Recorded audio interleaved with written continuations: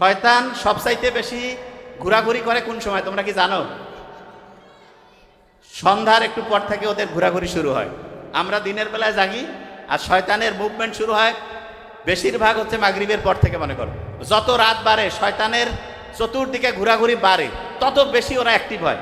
তাহলে বলো তো, আমরা যদি শয়তান থেকে বাঁচতে চাই তাইলে রাতে কি আমাদের বেশিক্ষণ জেগে থাকা উচিত না তাড়াতাড়ি ঘুমানো? তাইলে বলো তো, যেই কাজগুলো শয়তানি কাজ এগুলো কি বেশি রাতে হবে না দিনে? তাহলে যত বেশি রাতে যেই কাজটা হচ্ছে, এই বিভিন্ন প্রোগ্রাম এগুলা কি বেশিরভাগ ওইখানে শয়তান কি বাড়বে না কমবে?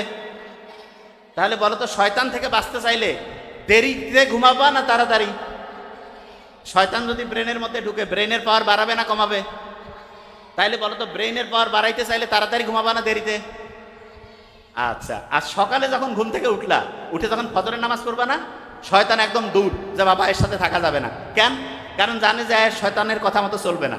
ফজরের নামাজ যখনই পড়লা, সারাদিন শয়তান কাছে এর সাথে থাকি লাভ নাই। তাহলে শয়তান থেকে যদি সারাদিন বাঁচতে চাই, ফজরের নামাজ পড়বো কি পড়বো না? তাইলে বলো তো, রাতে তাড়াতাড়ি ঘুমাবা না দেরিতে? ফজরে উঠে কি করবা, নামাজ পড়বা কি পড়বা না? আচ্ছা।